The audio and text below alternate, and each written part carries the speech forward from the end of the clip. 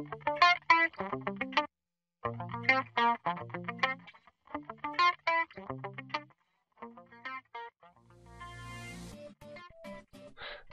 I'm Luke, and I was going to talk to you about an article I found on electricrates.com about smart meters and whether or not they are an invasion of privacy, cause health issues, or may just be a danger to the power grid. There's several different things that are talked about in this article called Smart or Not that is on electricrates.com. And the article looks to be based on several letters that was written to the PUCT, and you can go find those letters on the PUCT interchange.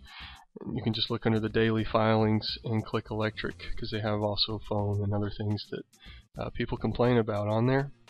And look for comments. There's actually a number associated with the opt-out program letters. You can go look for that. The main issues, of course, that they're talking about is invasion of privacy. People think that because it's accessible online, people can get a hold of the usage, or maybe because every 15 minutes it sends out a signal. Maybe someone with an electronic device can capture that signal and read how much electricity you're using. I actually did a test.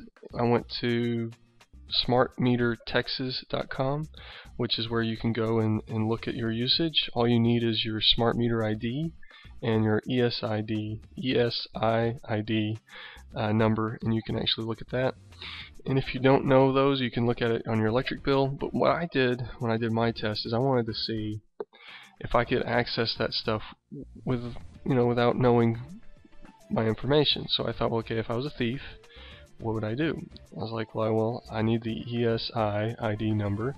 So I just Googled ESI ID lookup, and I found a website that you could go on and find out what ESID number you have. All you needed was like your address to create an account and agree to the terms of service. So there wasn't any real personal information you needed to get it. So I got it that way, my own personal ESID number. And then I went to my smart meter, which is located on the outside of my home, which anyone could read. I mean, anyone can go up there and just find the ID. And I found the ID, and then I just went and plugged it into this website, smartmetertexas.com, and I saw my usage. And it shows how much usage I have during the day. Now, it's 2 days delayed, so I don't know today's usage or yesterday's usage, but the day before. But what the idea is thieves could find that information, take it, and chart your patterns of like habits and stuff, and then know when to steal from your home. The health issue that has come up from smart meters is more of an issue of the RF radio transmission, and people say that the levels are too high for people who are higher risk, like maybe already have a health issue or struggling with some other elements. Like the grid issue, people say that it may not be good for the grid. That goes back to the hacking issue. Maybe someone could hack in and figure out how to mess up the grid somehow.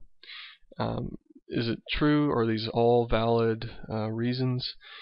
I don't know personally. I can just give you the information that I have, and let you decide for yourself. I think that the one that I feel like personally has the most chance of actually being true is the invasion of privacy.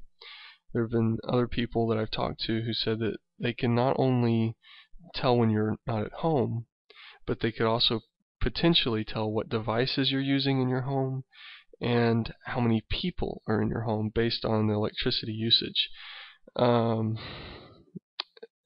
The other, like the health issue, if you go on to the powertochoose.com site and click on smart meters, they have a little fact sheet about it, and it says that the RF radiation or the RF signals that it sends are less than most household devices or even a cell phone.